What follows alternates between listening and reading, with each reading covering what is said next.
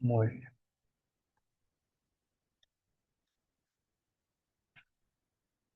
Segundo que estoy poniendo la sesión a grabar. Y arrancamos. Si me hace caso la pantalla. Y ahora yo creo que sí. Si me podéis confirmar que me veis, que me oís, que se ve en la pantalla. Arrancamos. Muy bien, muchas gracias. Perfecto. Bueno, pues entramos en un nuevo bloque. Para los que no sepáis lo que es un bloque, la asignatura está estructurada en distintos bloques que agrupan los temas.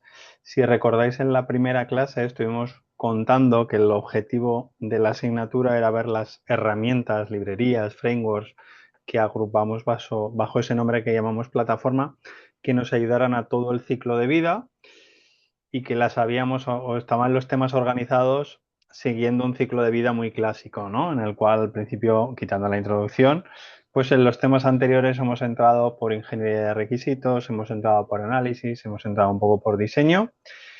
Ese es el primer bloque. Ahora entramos en el segundo bloque, que sería suponiendo que ya tenemos claro lo que queremos que hacer, que ya lo hemos de alguna manera estructurado con esos user history maps o con la metodología que tuviéramos, hay que construirlo, ¿no?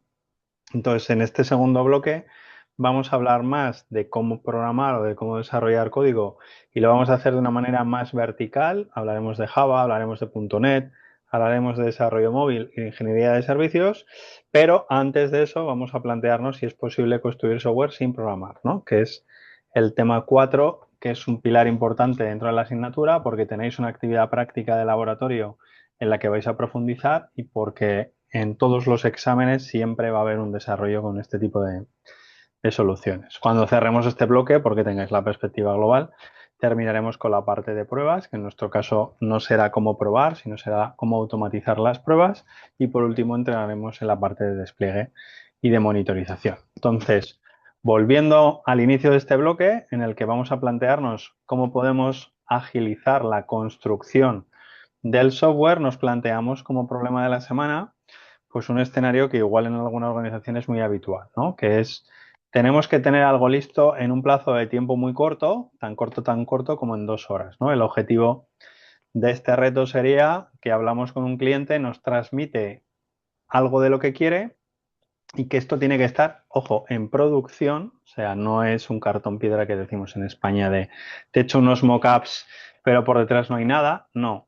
Esto sería con una lógica, evidentemente si el proyecto es muy complicado, pues va a ser difícil hacerlo en 2 horas, pero la típica herramienta de gestión de una base de datos, aunque la base de datos pueda tener sus 30, sus 40 o sus 50 tablas, con sus relaciones y sus entidades, pues veremos que es factible con alguna de estas soluciones hacerlo, ¿no? Entonces nos vamos a adentrar en una terminología que veréis que repito mucho estos días, que son lo que se han denominado las herramientas low code y no code. Luego veremos por qué es, ¿no? Y lo que veremos es cómo las podemos utilizar para poder crear este tipo de soluciones, pero antes de llegar a eso me interesa que por lo menos tengáis el contexto de por qué se están convirtiendo en una alternativa muy potente a la hora de hacer este software, ¿no? Y de cómo esto casa o no con las iniciativas que impulsan más la parte de generar código a partir de prompts conversacionales, de inteligencia artificial y ese tipo de cosas, ¿no? Un poco por amueblarnos la cabeza de ver cuál es el problema, qué tipos de soluciones hay y cómo cada uno de ellos lo aborda desde una perspectiva diferente para que si en un momento dado os toca tomar la decisión de en nuestra organización tenemos que potenciar o tenemos que maximizar las capacidades que tenemos de fabricar software, bueno, que tengáis al menos claro en función del enfoque que cojáis, qué perfiles son los que os harían falta o qué perfiles son los que vais a potenciar, ¿no? ¿Qué es lo que pretende este tema? Pues que entendáis qué es una low code, no code. Muchos seguro que habéis oído hablar de ellas. Quizás haya alguien que no sepa ni lo que son. Bueno, pues vamos a ver qué es esto de las low code, no code, cómo se pueden utilizar y cómo nos ayudan en esta parte más de construcción, ¿no? Donde lo que vamos a hacer es modelar y diseñar cosas y le daremos un botón y no veremos siquiera el código. Bueno, pues primero vamos a poner un poco en contexto. Esto de programar sin necesidad de programadores, pues no es nada nuevo, ya veis. Aquí James Martin tiene un libro de hace unos años ya, del año 81, en el que empieza a desarrollar todo un paradigma que en esencia es todo lo que se ha hecho en la ingeniería del software desde sus orígenes, ¿no? Hay una frase de Grady Ward, uno de los padres fundadores de UML, en el que siempre dice que todo lo que se ha hecho en ingeniería del software va por el camino de aumentar el nivel de abstracción, ¿no? Si una máquina entiende de ceros y unos, abstraemos y hablamos de, de un lenguaje ensamblador que por lo menos no son ceros y unos, y subimos y hablamos de lenguajes que me abstraen eso, y luego subimos a los lenguajes de cuarta generación, y luego eso pasamos a la orientación a objetos, y luego eso hablamos de patrones, y estamos intentando siempre subir el nivel de abstracción hasta el nivel actual en el que pues lo ideal sería, ¿no?, en un lenguaje natural, declarar lo que queremos y que haya un conjunto de agentes basados en IA que nos lo haga, ¿no? Entonces, bueno, como veis, esto viene muy de lejos, pero es cierto que en los últimos años ha tenido un empuje muy grande, ¿no? Empuje hasta el punto de que ya veis que el mercado de soluciones o de herramientas que están destinadas a construir el software por nosotros es uno de los mercados más predominantes ahora mismo, ¿no? Incluso muchísimo más que todas las herramientas que hay de apoyo al diseño, de apoyo a la ingeniería, de apoyo a la toma de requisitos, al test automation. Ahora mismo el foco de las grandes consultoras que desarrollan productos, herramientas más bien, va orientado aquí, ¿no? A cómo podemos automatizar el desarrollo de software.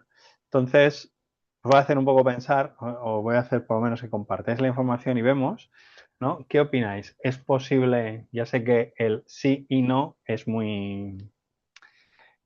no sé cómo decirlo, ¿no? Un poco heavy porque hay muchos matices, ¿no? Y aquí os estoy pidiendo mojaros en un blanco o negro, que seguro que si hubiéramos puesto un gris, pues igual muchos hubierais ido por el medio, ¿no? Pero entendéis un poco la filosofía, ¿no? ¿Creéis? O si a vosotros en vuestra organización os dicen que nos vamos a poner a desarrollar software y que no necesitamos perfiles técnicos que sepan programar, ¿cuál sería vuestra postura, ¿no? ¿Creéis que sí? ¿Creéis que no? Y en cualquier caso, sabiendo, como tenemos aquí alguna referencia, de que hay muchos capital riesgo metido en empresas que están creando soluciones que automatizan el desarrollo de software, ¿por qué creéis que este hecho está en la actualidad tan predominante, ¿no? Porque esto es lo que va a marcar un poco las causas del problema. Cuando veamos el problema, luego veremos los distintos enfoques de la solución, ¿no? No sé si esto todavía lo percibís en vuestras empresas, ahora lo veremos, pero sí que es un hecho. Venga, pues voy a cortar, dejo un pelín más por si estáis... Vale. Bueno, pues comparto resultados. Aquí tenemos un 80-20 más o menos. Menos mal que este máster no es de programación, porque si no estaríamos diciendo que nos estamos formando en algo para lo cual el 80% de vosotros pues ya estaréis diciendo que no hace falta, ¿no? Saber de esto, ¿no? ¿Por qué creéis? Por tema de rapidez, ¿vale? Efectivamente. Agilizar, ¿vale? Rentabilidad, eficiencia, eficacia, rapidez, rapidez, rapidez. Conocimiento, ahorra time to market. Imagino que el TTM será time to market, Raquel. Darle dinamismo. Al final solo se construye mejor con el desarrollo. Ese es uno de los que ha votado que no. Agilidad, agilidad, agilidad. Vale, lo centráis mucho en la parte de agilidad y en la parte de tenerlo pronto, que es un enfoque. Yo os voy a traer otro, ¿no? Y yo os traigo documentación, no os traigo certeza, sino más bien de un estudio que me tocó hacer hace unos años de por qué está pasando esto. Y lo que está pasando es que donde no hay software ahora mismo, ¿no? Si miramos hace unos años, había productos muy intensivos en software, pero otros que no, ¿no? Ahora mismo, cualquier electrodoméstico de los que tenéis en casa lleva mucho software por ahí, está conectado, ni pensemos ya en un hospital, ni pensemos en una ciudad, todo está sensorizado y por supuesto un coche, un avión, un tren. Es decir, cada vez hay más software en muchos sitios, ¿no? Veréis por ahí frases como que el software se está comiendo el mundo, luego dicen que la IA se está comiendo el software. Bueno, la cosa es que el número de tecnologías, de lenguajes de programación, de frameworks cada vez es más grande, puesto que todo lo que ya estaba desarrollado en un framework, si funciona muchas veces no se migra, y eso lo que requiere es que haya más perfiles que sepan más cosas, ¿no? Por lo tanto, hace falta más gente, ¿no? Y las tendencias que nos están diciendo los estudios es no solo que no hay suficiente número de profesionales que tengan competencias como para abordar el desarrollo, sino que la brecha, el gap que hay entre la demanda de profesionales y la capacidad mundial que tenemos de formar a nuevos profesionales cada vez es más grande. Es decir, no los hay y no los va a haber. Cada vez va a ser más difícil. Ahí hay un paradigma o hay una creencia de que llegará la super IA y reducirá ese gap porque no harán falta, ¿no? Luego hablamos, si queréis, de ese ámbito, ¿no? Pero el problema es que no hay suficientes cabezas y manos para desarrollar todo el software que hace falta. Y como eso es una realidad que se está viendo desde un ámbito industrial, pues hay que tomar soluciones, ¿no? Y entonces, pues ahora, vosotros os nombran ahora superestrategas de la organización o del país en el que vivís y os dicen, ¿qué podemos hacer para que tengamos más cabezas y más manos? Esto no va solo de manos, va mucho de cabezas. ¿Qué podemos hacer para que tengamos más capacidad de eh, mantener el software que ya hay y sobre todo crear nuevo software con todos esos matices que vosotros bien habéis apuntado, ¿no? Que cada vez el software es más complejo, pero que cada vez hay que tenerlo antes, que el time to market marca mucho, ¿no? Que lo queremos todo para mañana, pero que además esté bien hecho, que sea fácil de mantener, que sea fácil de evolucionar y todo ese tipo de características, ¿no? Entonces, visto el problema, ahora hay muchos enfoques de soluciones. Vamos a ver qué se os ocurre, a ver si alguno coincide en las visiones que yo estoy viendo, ¿eh? Pero esto es porque tengáis un contexto y podáis entender dónde esta categoría de herramientas encaja, ¿no? En todo esto.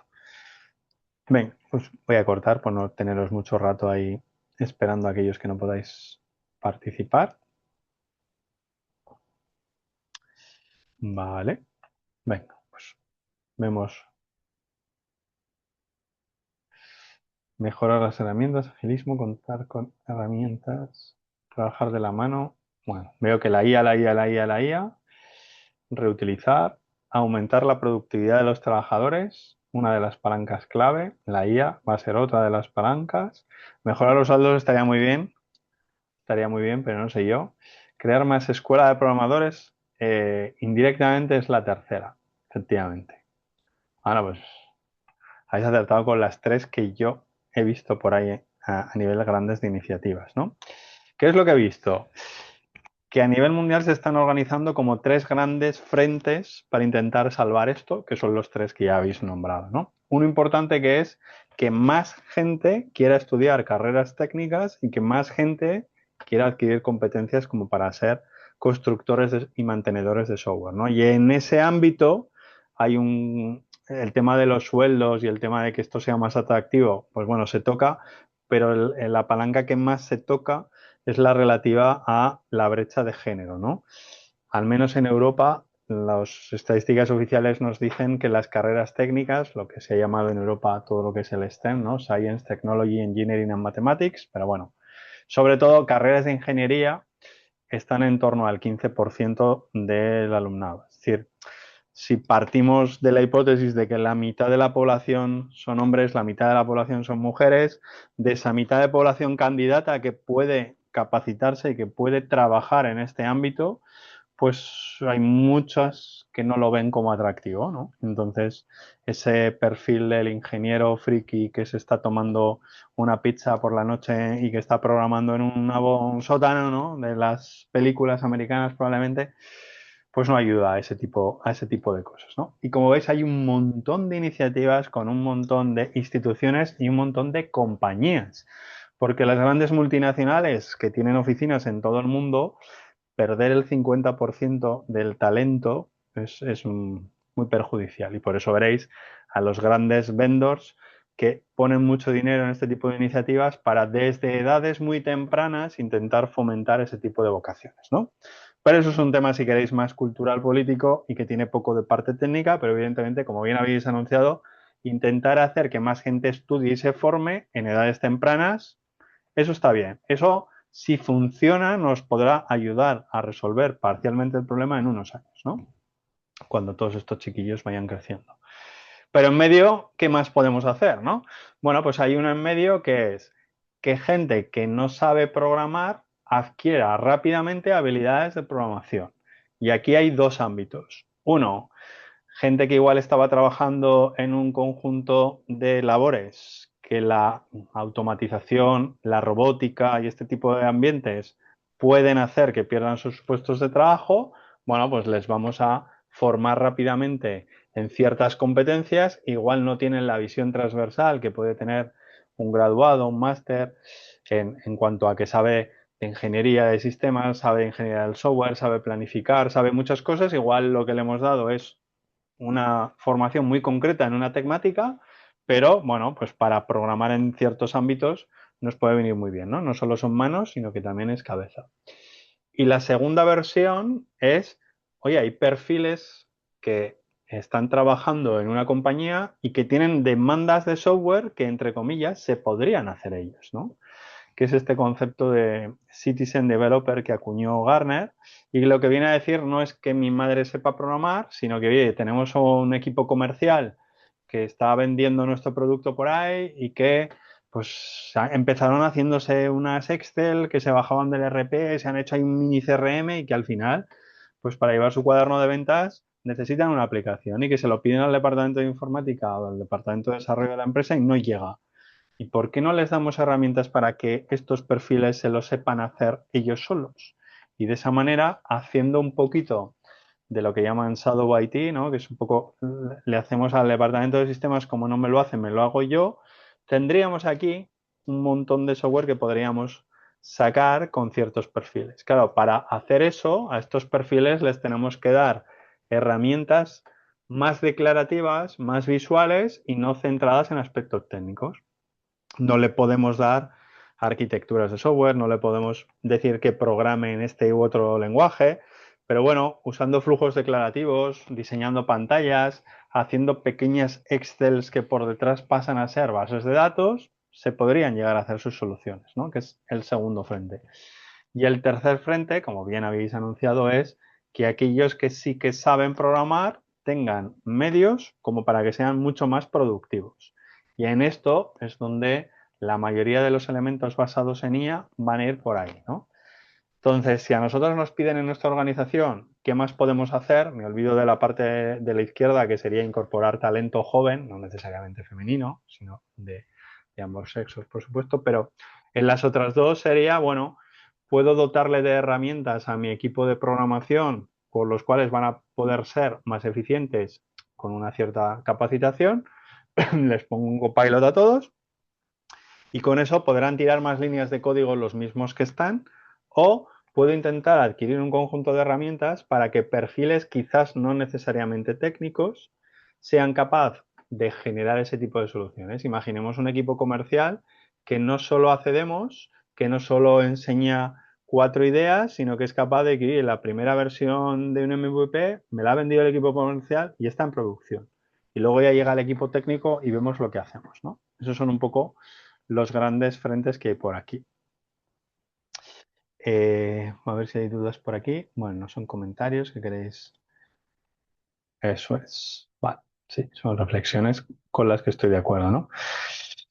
Vale, entonces, ahora que habéis visto el contexto, aterrizan estas herramientas low-code, no-code que nos ayudan a resolver este problema, ¿no? A poner en producción aplicaciones no necesariamente pequeñas, evidentemente va a haber un conjunto de cosas que una low-code no puede hacer, pero, eh, pero que sí que hay perfiles que los pueden llegar a hacer, ¿no? Entonces vamos a ver primero qué son. El término de plataformas low-code lo acuñó Forrester. Forrester es una consultora internacional en el ámbito de las tecnologías de la información. Hay dos grandes consultoras de referencia, digamos, que son Forrester y Gartner y que se dedican a hacer análisis de situación tecnológica y análisis de prospectiva tecnológica. Ahora veremos algunas de las cosas, quizás habéis visto algunas, los Waves de Forrester o los Hype Cycle que tiene Gartner en el cual hace prospectiva. Bueno, pues ellos lo que vieron era estas tendencias del mercado de más necesidad de automatizar la programación. Y entonces lo que dijeron es, bueno, hemos visto una nueva categoría de soluciones que no hay, ¿no? Hasta ahora lo que había era herramientas case en las que un equipo de ingeniería con mucho conocimiento de diseño técnico había planteado una arquitectura, había planteado unos diseños, había planteado unos modelos de datos, había planteado ciertas cosas y con unos plugins dándole un botón se hacía una generación de código muy determinista y muy estructurada, ¿no? Y ahora lo que ven es, esto no está orientado a perfiles técnicos, sino a perfiles precisamente no técnicos, ¿no? Entonces lo que dice es, esta nueva categoría es, primero, desarrollar y segundo, entregar, el concepto de entrega que veréis siempre puesto como delivery, en castellano es poner en producción. Y poner en producción implica desplegar en un servidor accesible a los usuarios y que los usuarios los están usando de verdad. ¿No? Es en 2 horas tú tienes tu Pet Clinic montado, lo tienes en producción y a partir de ahí tú vuelas y yo voy haciendo mejoras, cambios o lo que sea sobre el entorno siempre productivo, ¿no? Y entonces aquí lo que matiza es con una codificación manual mínima, por eso es el concepto low, ¿no? Y sobre todo una rápida configuración y despliegue, si luego veis los vídeos que plantea Forrester, el paradigma es que haya un botón, ¿no? Hay un botón allí que yo le digo, despliega, poner en producción y ya está. El CI, el CD, la integración continua, el despliegue continuo, todo ese tipo de cosas que veremos más adelante en los temas finales de la asignatura son aspectos técnicos que aquí se automatizan, ¿no? Gartner vino un poco después, como existe competencia entre las consultoras, los primeros reports de Gartner no hablaban de low code, sino que las llamaban High Productivity Platforms as a Service o algo así. Se intentó inventar su propio término, pero ¿qué pasaba? Que eso no se entendía y low code, no code se entiende muy bien, ¿no? Es como un término que resume muy bien la idea de desarrollar programando poco.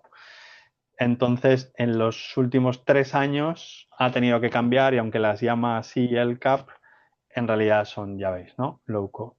¿Qué nos dice Gartner? Lo que dice, habla de técnicas low code y no code. En realidad no existe como tal una técnica low code, no code. Estas técnicas son de ingeniería basada en modelos, como ahora veremos, pero da igual. Y lo que dice es, diseñamos y desarrollamos aplicaciones declarativas. Es decir, en teoría no deberían ser imperativas. Cuando nosotros hacemos una codificación, nosotros hacemos una programación imperativa en la que vamos dando órdenes de lo que queremos que haga, ¿no? En programación declarativa yo lo que digo es lo que quiero que haga.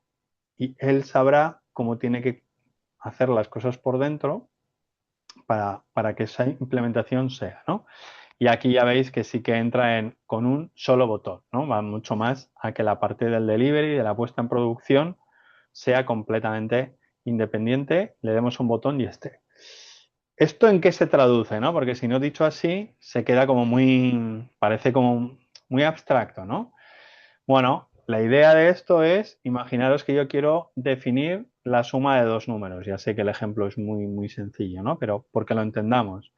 Oye, ¿quién no sabría definir de una manera declarativa si le pintamos así como un flujito, qué es lo que tiene que hacer? Pues mira, empiezas, yo te digo que tienes la capacidad de asignar un resultado, un valor a un resultado. Entonces he definido una función que recibe un número, recibe otro número y devuelve un resultado. Y la lógica es que el resultado es número 1 más número 2. Y esto puede ser una función, puede ser una librería, puede ser una API REST, puede ser un montón de cosas, ¿vale? Entonces, este es el concepto que hay detrás.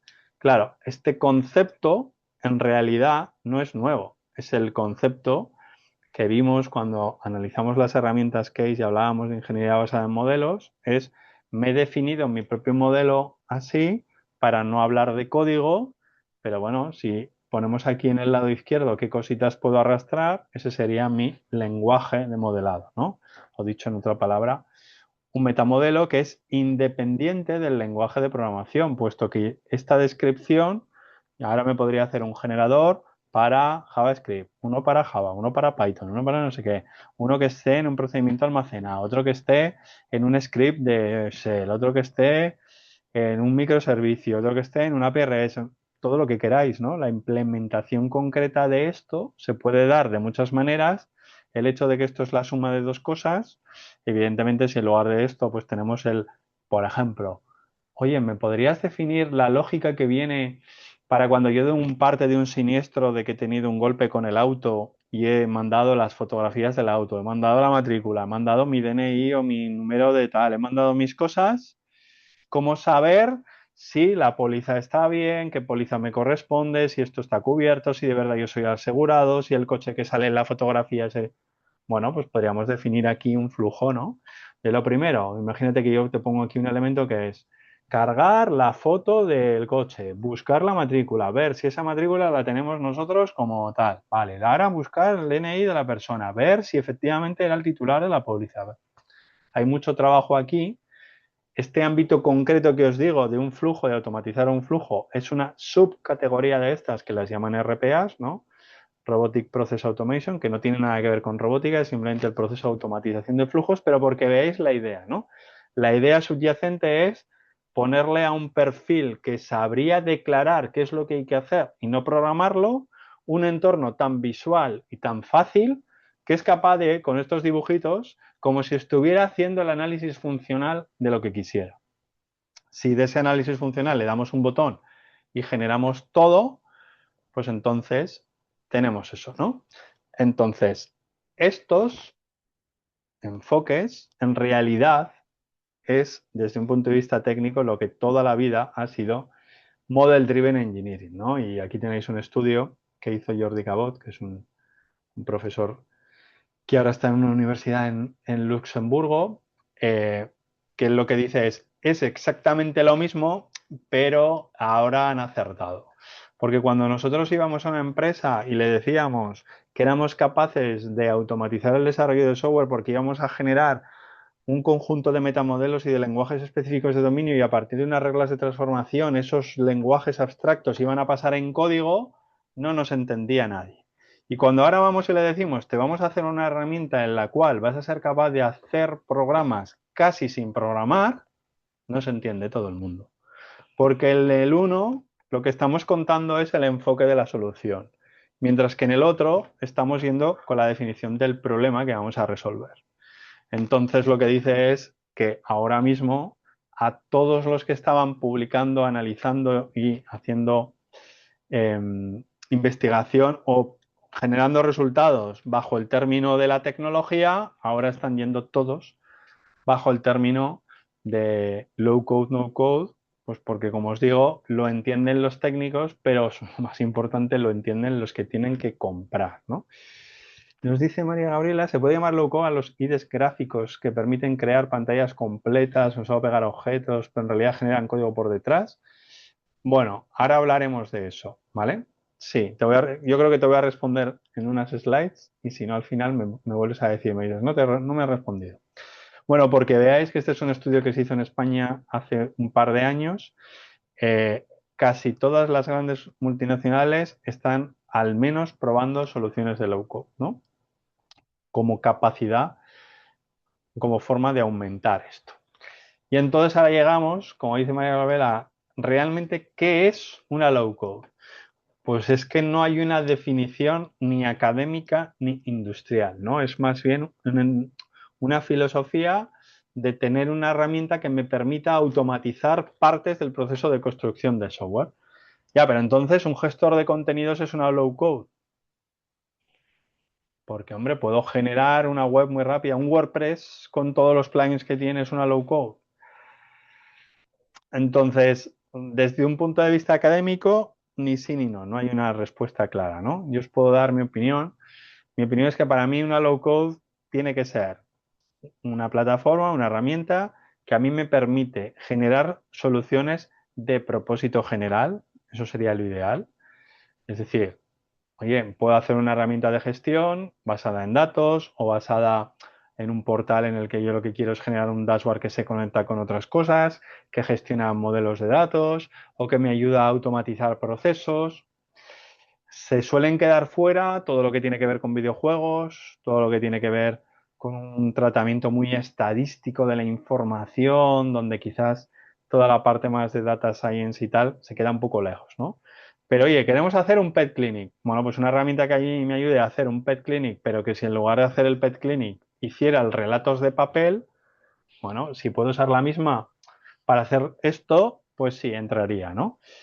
Pero bueno, os dejo ahí un par de referencias de análisis, ¿no?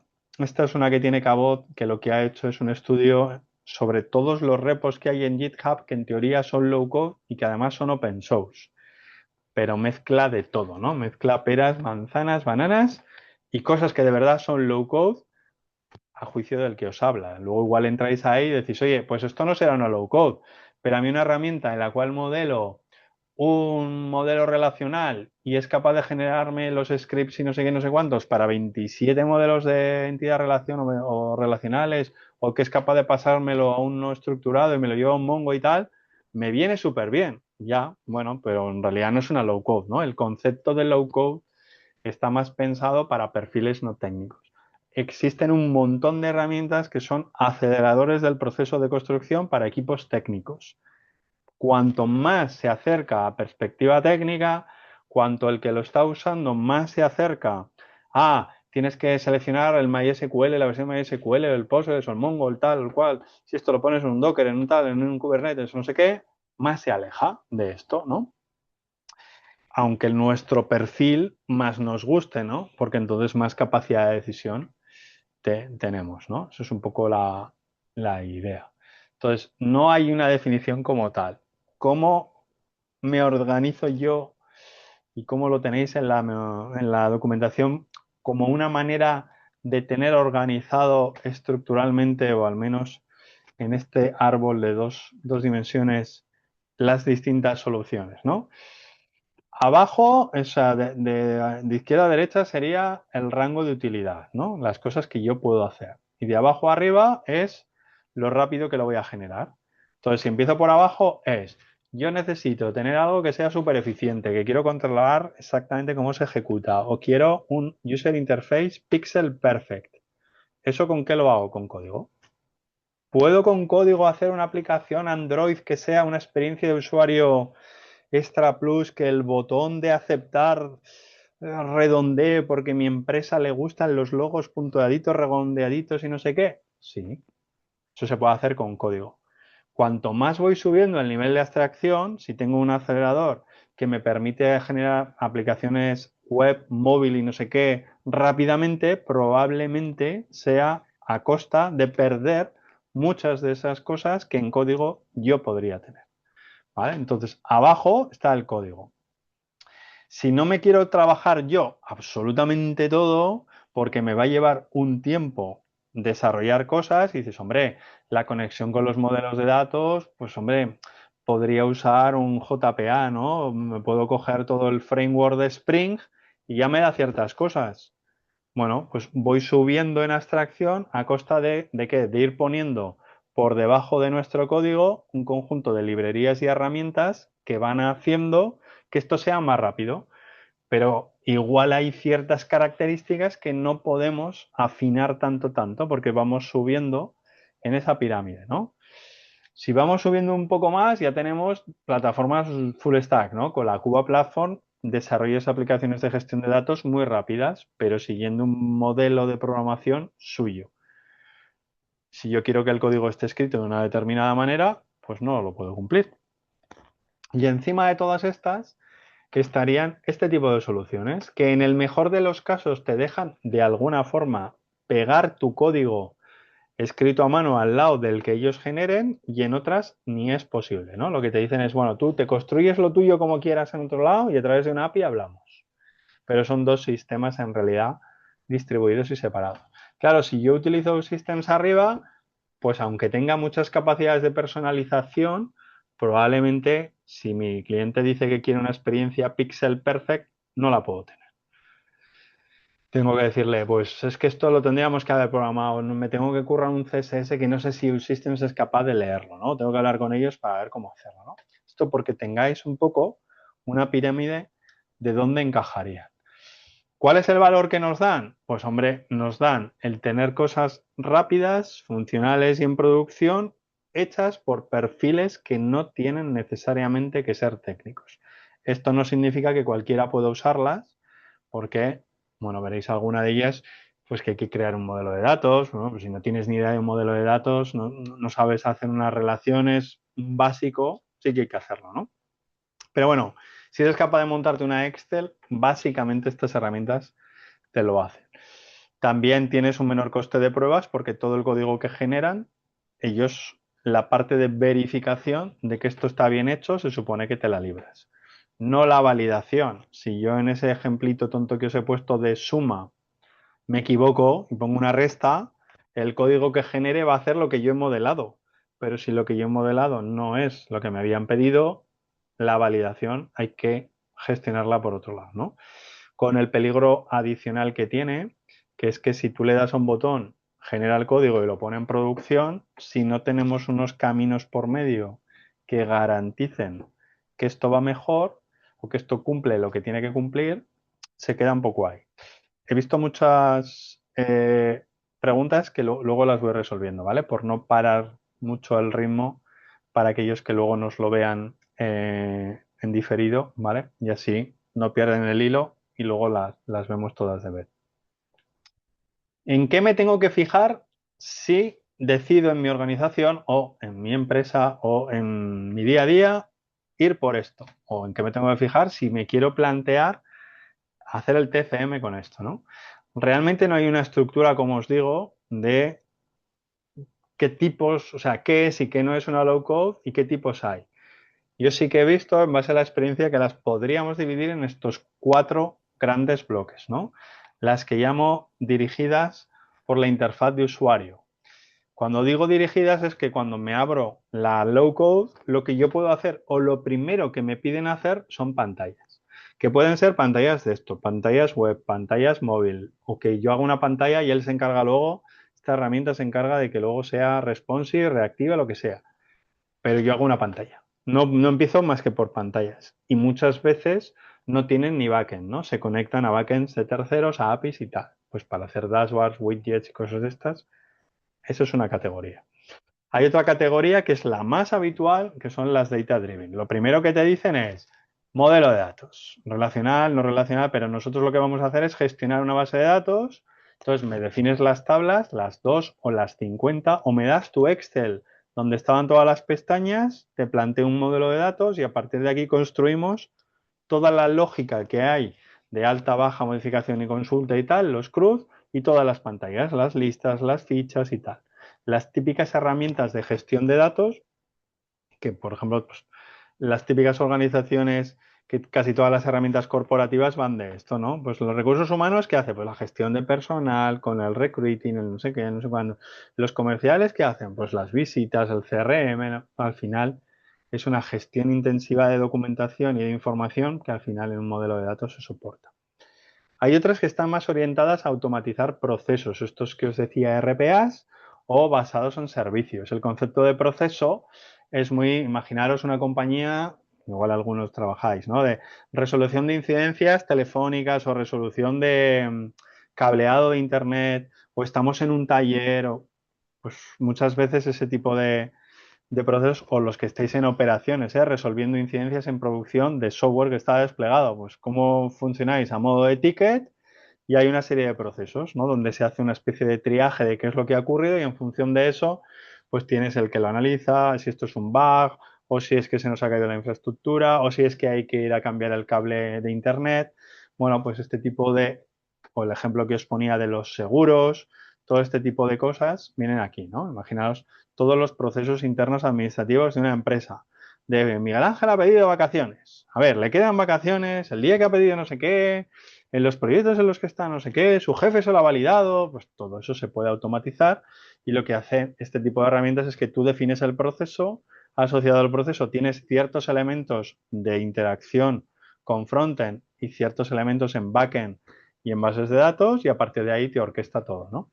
Y hay muy pocas que sean de propósito general en el sentido de que puedas empezar por los datos, por las pantallas o por los procesos. os diría que Mendix un poco y sobre todo OutSystems es la única que verdaderamente yo conozco que es General Purpose, ¿no?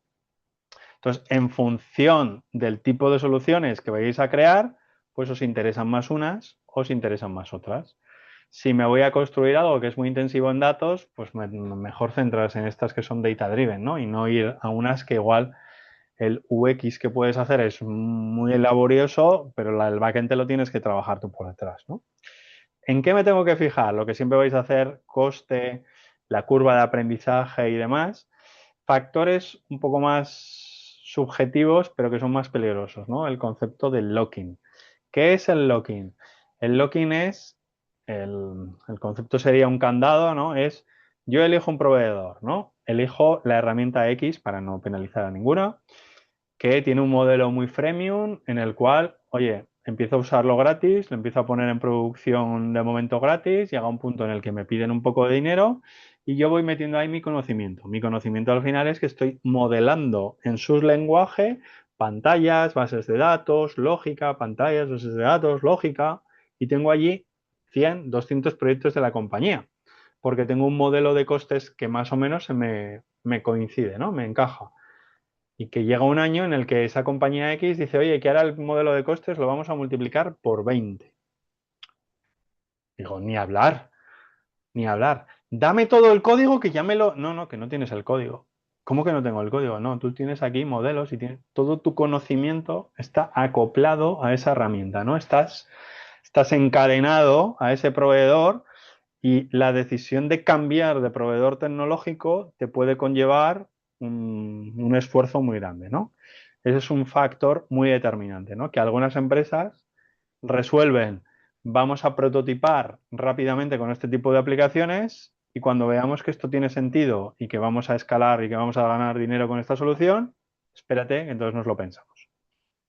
Si vamos con ellos, vamos con una open source o nos lo hacemos nosotros con un método tradicional, ¿no? Nos ha servido para rápidamente salir al mercado antes que competidores, acelerar ese time to market. Otras cosas que hay que considerar. Hay algunas de estas soluciones que desplegan en su nube. Si yo hago un proyecto para mí, mi corporación me deja desplegar en una nube donde los datos los va a gestionar quien sea, o yo estoy haciendo un proyecto para un cliente. Imaginaros un banco, ¿no? Oye, que vamos a hacer un marketplace nuevo, una herramienta nueva que queríais con vuestros abonados, con vuestros clientes para sacar cupones de descuento. Bla, bla, bla. Venga, que la prototipamos muy rápido. Ya, pero la tabla de clientes y no sé qué la va a gestionar quien sea.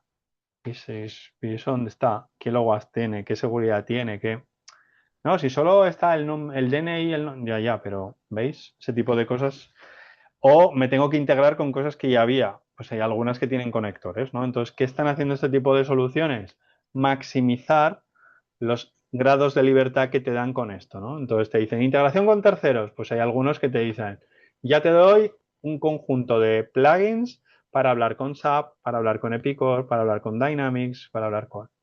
Hombre, hay otras. Oye, pues yo tengo que integrarme con una planta productiva. Pues bájate de aquí que te doy un conjunto de plugins ya que directamente es conectarte con un SCADA o con un PLC de Siemens que tienes en tu planta productiva. Bueno, pues claro, si yo lo que quiero hacer es un dashboard de equipos industriales, tengo que currarme el acceso a no sé cuántos PLCs y tengo una herramienta que arrastrando cajitas me saca la información de todos los PLCs. Bueno, pues probablemente el jefe de planta de allí se sabe hacer todo ese dashboard sin necesidad de preguntar a nadie, ¿no? Eso es un poco porque lo veáis.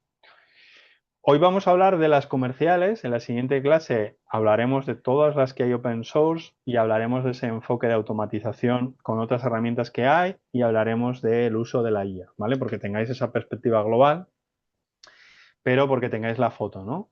Gartner y Forrester hacen anualmente un conjunto de estadísticas y de reports en los que posicionan a los distintos fabricantes, ¿no? Y ya veis, ahora vais a ver que año a año no cambian muchos. Los top vendors suelen estar siempre entre Mendix, que fue comprada por Siemens, OutSystems, que es la número uno portuguesa, número uno por estos informes, ¿eh? Y Microsoft con su suite en Azure, con Power Apps, con Power BI, con todo lo que es su Automation Platform, ¿no?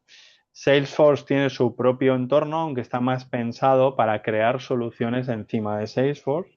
Y luego han nacido algunas de nicho como Appian o Pega Systems que están más ligadas a aspectos más sectoriales, ¿no? Han tenido más presencia sectorial. Y porque tengáis un poco la evolución de los últimos años para que veáis que no hay casi evolución, ¿no? En esta web salen un montón. Yo cuando analizo muchas de estas, para mí muchas son aceleradores y no son verdaderas aplicaciones. Comparar los systems con alguna de estas, pues no tiene mucho que ver, ¿no? Estas son las que generalmente más se repiten en la práctica, puesto que en la actividad 2 vais a tener que desarrollar una versión de vuestros relatos de papel utilizando una herramienta low code y no code. Es decir, sin programar nada. Ese es el objetivo de esta actividad y vais a poder elegir la que queráis. Tendremos una sesión específica que se llama de laboratorio en la que durante 2 horas haremos alguna pequeña demo de alguna de ellas, más allá de que tenéis vídeos para que podáis tener una referencia de cómo funcionan, ¿no? Porque tengáis una idea, ¿no? De Usystems tenéis un vídeo de cómo hacerlo en 5 minutos. Como es la top one del mercado, pues y encima la podéis utilizar con la Personal Edition de manera gratuita. Bueno, pues podéis crear cuentas. Tiene dos entornos, uno que es el ODC Studio, que es básicamente un IDE en la web, y otro que es el Portal Studio, que os lo bajáis y es una aplicación de desktop, ¿vale? Tú modelas, le das a un botón verde que veis aquí, cuando está en verde es que todo está bien y automáticamente coge los modelos y los convierte en código fuente, los compila y los despliega en una URL, ¿vale? Válido para aplicaciones monolíticas, cliente-servidor, con acceso web responsive, también permite generar aplicaciones nativas en, en aplicaciones móviles nativas, perdonad. Y lo que te permite es modelar datos, modelar lógica de negocio de cliente y de servidor, modelar toda la interacción con el usuario y luego tiene una parte específica de procesado basado en RPAs. Entonces, de aquí tenéis un vídeo de 5 minutos, luego tenéis vídeos de cómo extender la funcionalidad, cómo incluir borrados, cómo cambiar el user interface para obtener datos de otro lado, cómo hacer que el API REST sea accesible desde fuera. Tenéis vídeos, mi experiencia es que si os hago un vídeo muy grande, pues lo ve poca gente y si os hago muchos vídeos cortitos, lo veis más, ¿no? Entonces, bueno, pues nada, lo tenéis ahí puesto. Como estos vídeos no están colgados todos en la parte de vídeos, los puse en un foro, ¿vale? Si no está, si no se ha publicado todavía, yo creo que sí, lo revisaremos, ¿vale? Si no, ahora lo busco. Mendix es una que nació, bueno, OSystems es una empresa portuguesa, segunda empresa portuguesa en ser valorada como unicornio, es decir, vale más de 100 millones, son 100 o 1000 millones de dólares, pero igual son 1000 millones de dólares, no tiene mucho empresariales, pero bueno, son 700 personas y ha tenido un montón de rondas de financiación y tiene un producto muy maduro, ¿no? Mendix, que tenía esa tendencia, lo que ha hecho es lo ha comprado Siemens y lo ha llevado un poco más al ámbito industrial, ¿no? Y entonces te da todas las conexiones que tienes con PLCs y con cosas así. Luego, para un ámbito más industrial, Mendix te da algo así. Y Microsoft, pues tienes toda su solución de Power Apps que nació, las primeras versiones de Power Apps, lo que hacían era, te daban una herramienta así que se conectaba con tu RP Dynamics, Navision para las versiones antiguas. Y lo cachondo era que era en modo lectura y escritura. Entonces las escabechina, los problemas que hubo los primeros meses con Power Apps en muchas organizaciones fue brutal porque todo el perfil que le pedía al departamento de sistemas, necesito sacarme unas Excel, unas gráficas y un no sé qué, y el departamento de sistemas lo encolaba y decía, ya te lo daré, pues ¿qué hacían? Pues con esto me lo hago. Y había veces que pues ponían aquí un delete, borrar el CRM, sí, sí, estaban borrando el de verdad, ¿no? Ahora ya han afinado mucho más eso y casi todas lo que están intentando es meter IA. Meter IA no para generar el código, sino meter IA para que hacer estos dibujos sea más rápido y sea más fácil. Es decir, imaginaros esto de aquí, que es el proceso que os he dicho antes de validar un seguro cuando he tenido un golpe con un auto, ¿no? Si yo lo defino en lenguaje declarativo, pues yo lo que quiero es que compruebes esto, que mires esto, si pasa esto, haz esto, si pasa esto otro, haz esto otro. Te lo digo en lenguaje natural y el sistema lo pinta. Y de este lenguaje pintado, que es estructurado, que es formal, que es validable, si no aquí me saldrá, veis, errores, pues entonces ya puedo generar el código, ¿vale? Casi todas ellas van por esa tendencia. ¿Qué veremos en el laboratorio? En el laboratorio lo que vamos a ver es cómo alguna de estas, porque tengáis aquí el ejemplito de Systems, simplemente así muy rápido, en el laboratorio lo vamos a hacer más, con más profundidad, ¿vale? Pero porque veáis simplemente lo que es una herramienta low code. Estoy creando un módulo, esto es una aplicación de escritorio. Ahora me sale directamente la web de Systems. Aquí yo puedo añadir ya una base de datos.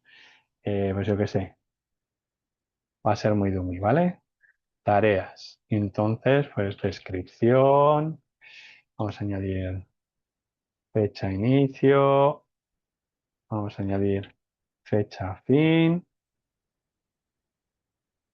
Estado tarea. Muy básico, ¿vale? Porque veáis mm, en curso. mm, Planificada y terminada. Y estado, donde esto es de tipo estado tarea. He creado una base de datos muy demo, o sea, muy dummy, con dos tablas, ¿no? O sea, con una tabla y un tipo enumerado, ¿no? Y yo simplemente la arrastro.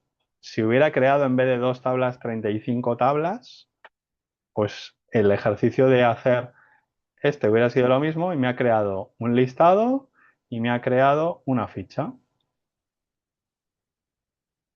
¿vale? Ya veis que es muy dummy. Vale, si yo le doy, bueno, esperad, que le doy a publicar, pero he pedido, tengo un pequeño error porque he dicho que no es pública, entonces si no, no vais a poder acceder. Ahora está publicando la anterior, hay que esperar a que haga los cambios.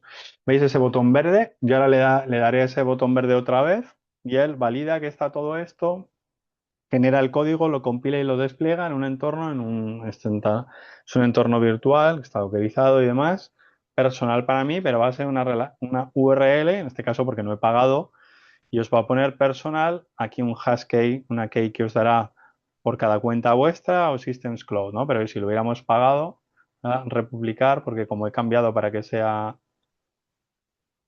público y anónimo, ay, no me he cogido el anónimo, sí, vale.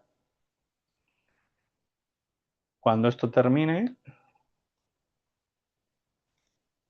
me dice aquí dónde está, ¿no? A ver si puedo ir. Antes salía una cosita en azul, igual la han cambiado, que era directamente la URL. Ahora,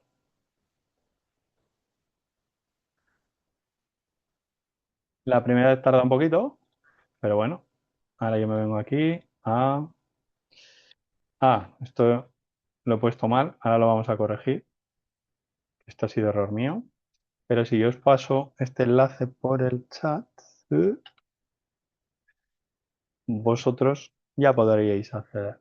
Voy a cambiar un segundo mi error de modelado, ¿vale? Porque la fecha de inicio le he dicho que es un texto y no es un date. La fecha de fin, que le he dicho que es un texto, pues no, porque es un date, ¿vale?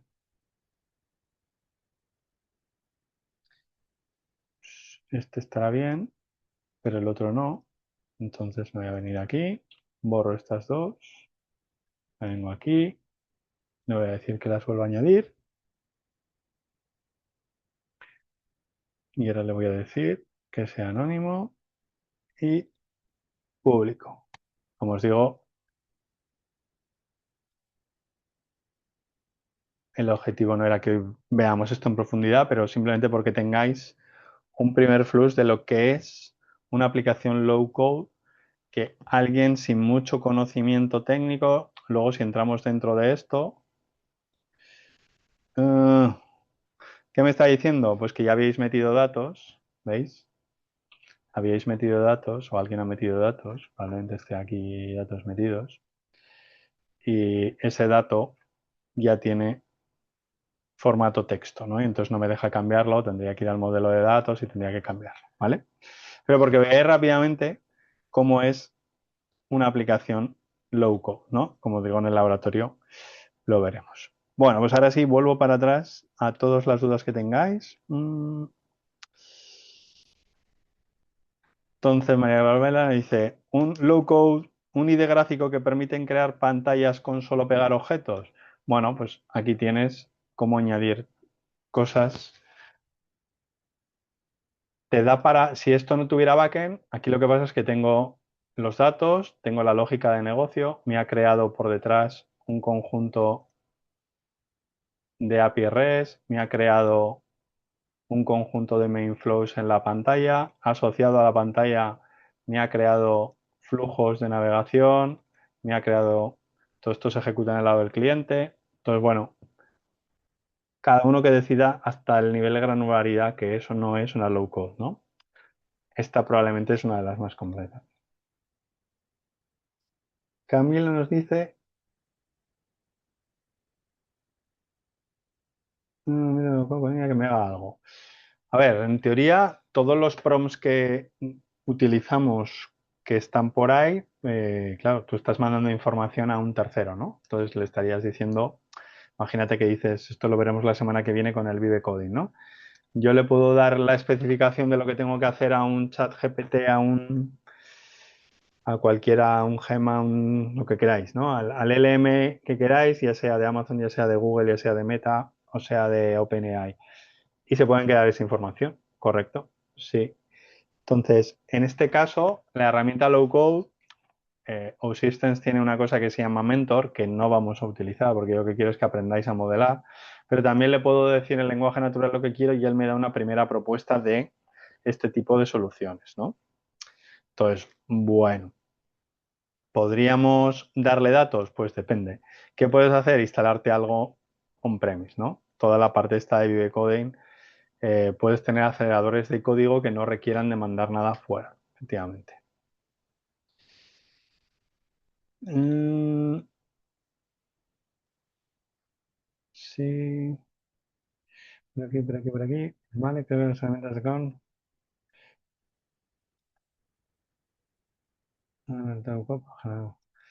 Vale. Aquí hay una reflexión larga que nos hace Arthur, que es, claro, como yo no veo lo que hay detrás, esto para un MVP está muy bien, pero si aquí en lugar de las tareitas tuviera cientos de miles de usuarios, probablemente esto no escale, probablemente. En algunas de estas están trabajando en esa parte, ¿no? O Systems en particular tienen distintos grados de upgrade que ellos se garantizan. Ellos tienen ya nuevos skins, nuevos generadores de código por detrás, como si fueran cartuchos de generación que llaman, en los cuales tú puedes decirle, hey, que aquí vamos a tener mucha tralla. Entonces lo quiero en un servidor dedicado y lo quiero basado en micros y lo quiero con alta escalabilidad y te dicen, no pasa nada, ¿cuánto dinero tienes, Artur? Lo vamos a hacer con tus modelos, ¿no? En otras probablemente no puedas. Sí que hay una realidad y es que para hacer MVPs todo este tipo de soluciones van bien, para escalar con más, ya no solo con cientos de miles de usuarios, sino simplemente con unos cuantos usuarios hay que echar cuentas de los modelos, ¿no? Porque en particular OSystems tienes que pagar por complejidad, una especie de complejidad ciclomática de la aplicación, ¿no? Llegas un poco al absurdo de que te sale más barato modelar todo en una sola tabla que hacerlo bien, ¿no? Lo cual es un absurdo, pero bueno, ellos buscan la manera de, bueno, ¿cuánto dinero vas a ganar con esta herramienta? Pues yo quiero un porcentaje elevado por el hecho de que lo vas a tener en 2 horas, o sea, le vas a dar el botoncito y todo el proceso de construcción, generación y sobre todo despliegue te lo hemos automatizado. Sí.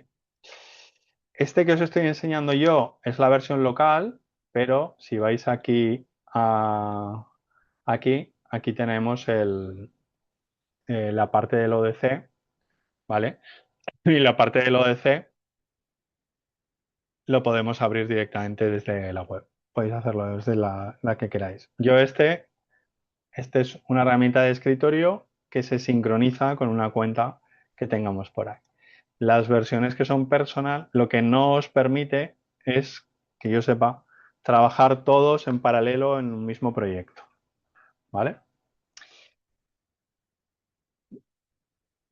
¿Debemos registrarnos en alguna herramienta para la siguiente clase? Bueno, yo haré demos con alguna, haré demos con esta, haremos demos con Salcón, pero no hace falta registrarse, ¿no? Sí, Power Apps también sigue con esta filosofía.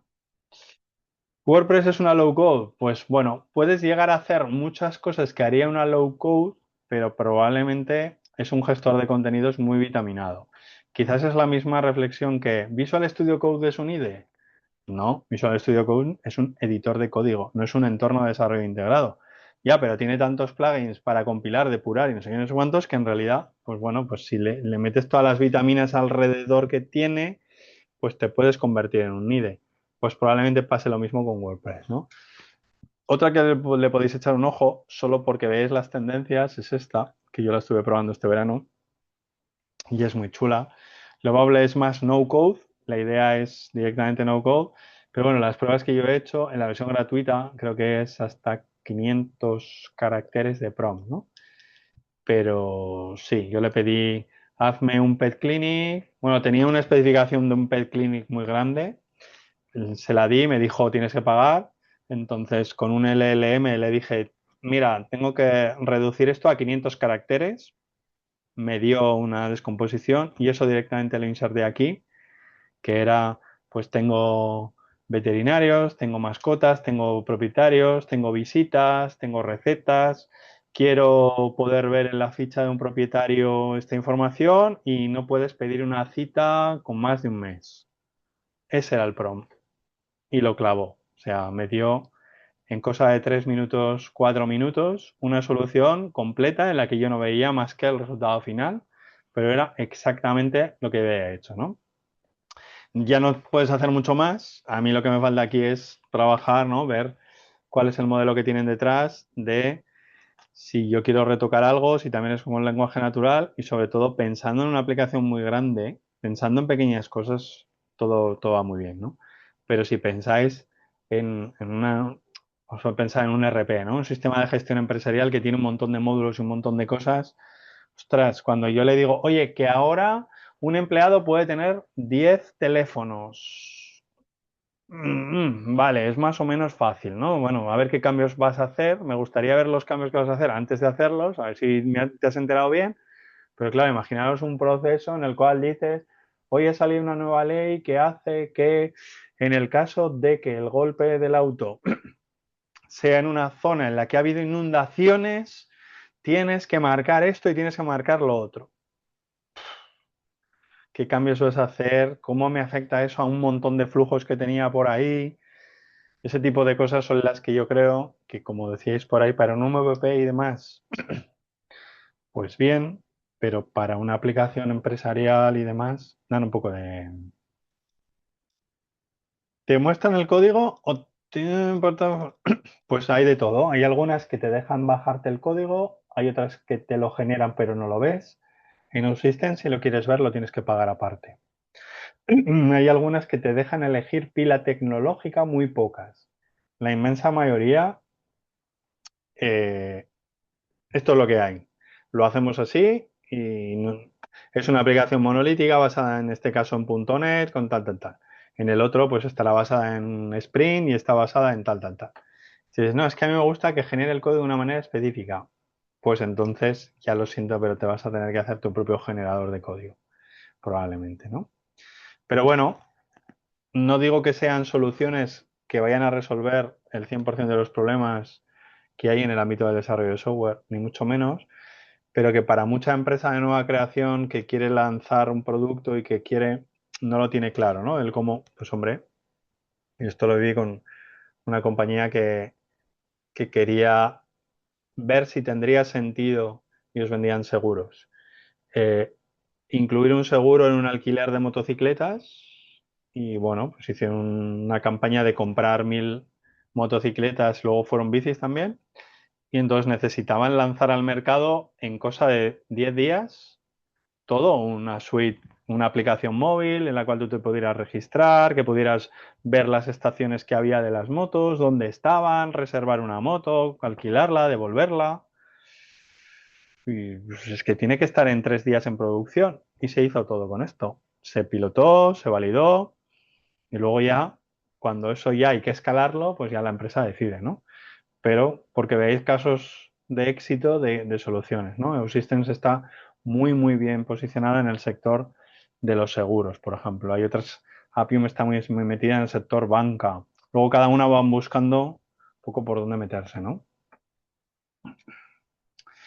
Efectivamente, para un MVP y para tener en producción algo rápido, en el cual ya puedes empezar a sacar datos de si esto estaría la gente dispuesta a pagar por o a darme la información, pues es súper rápida, ¿no? Y por eso vuestra actividad de segunda es hacer vuestro MVP del relatos de papel así, sin programar. Luego ya, cuando veáis que esto tiene sentido, pues en full stack le dais ahí caña al código. Pues no sé si hay alguna duda más. Si no, la próxima semana lo que veremos serán las herramientas low code, no code que hay abiertas. Y también hablaremos de otras herramientas más aceleradoras del desarrollo, no con esta filosofía low code, sino más pegadas al código, en las que, bueno, pues más bien como aceleradores o cómo metería, cómo la IA me puede ayudar a generar código, cómo construir un componente que lleve IA. Bueno, son procesos de aceleración que también veremos, ¿vale? ¿Es como un ejercicio o es definitiva para relatos de papel? Esto es, vamos a utilizar el relatos de papel para que hagáis un MVP, pero para full stack nos va a valer. Entonces, la idea de esto es que, bueno, el MVP que ahora estáis definiendo en la actividad 1 nos valdrá, porque lo que hago en la 2 es que os definimos nosotros el concepto de MVP, pero claro, toda la parte de interacción, toda la parte de diseño, todo eso sí que te va a valer. Es decir, el diseño de la base de datos que hagas en el MVP debería ser muy parecido al que luego veáis en full stack extendido, metido en micros, ese tipo de cosas, ¿no? Pero la esencia es la misma. Por eso buscamos que sea la misma actividad transversal para que vayáis viendo cómo construirlo con distintas perspectivas. Muy bien, pues nada, muchas gracias por asistir. Cualquier duda, vamos hablando por los foros. Que terminéis bien la actividad 1 y nos vemos la próxima semana en la que terminaremos esta parte de la segunda actividad. Profesor, una consulta. Sí, Con respecto a la fecha de entrega de la actividad uno por el tema de las diferencias de horario, digamos, para mí, 12 de diciembre, 8 de la noche, dando un ejemplo, ok, yo estoy en 12 de diciembre, pero horario de España, pues ya estamos en 13 de diciembre. Entonces, pregunto yo esto porque creo que esta plataforma lleva uso horario español, pero lo puedo preguntar. porque cuando el mentor me contactó en su momento, me indicó pues que en mi perfil configurara el, mi país para tener la plataforma en el uso horario de mi país. Pero con respecto a la entrega de la actividad, yo estoy asumiendo que la fecha es basada en hora España. Entonces, para mí, un 12 de diciembre, 8 de la noche, ya estoy fuera de la hora de entrega. Pues la plataforma se cerrará ahí. Yo puedo preguntar si es fijo el uso horario español, que Ujú, creo que sí, pero no lo sé. Pero como no lo sé y esto lo gestiona otro equipo, yo lanzo la pregunta y os contesto al foro, ¿vale? ok, Y gracias. así os lo dejo ahí hecho. O sea, mi sugerencia, pues como os dice algún compañero por ahí, yo no apuraría, ¿no? O sea, quiero decir, si habéis tenido 2 semanas para hacerlo, no creo que la diferencia esté en entregarlo 5 o 6, 7 horas antes o después. Pero bueno, si alguien quiere apurar, apurar, apurar, pues está bien la pregunta. Yo pregunto y en el foro os doy el feedback para que lo tengáis. Claro, yo no sé si tenéis ahí. Es que yo, claro, la configuración que tengo es el mismo uso horario de la plataforma. Pero bueno, yo pregunto, ¿vale? Muy bien, pues nada, que termines muy bien la semana. Nos vemos la Luego, próxima semana. gracias. Chao. Nos Chao, vemos. profe, gracias. Gracias.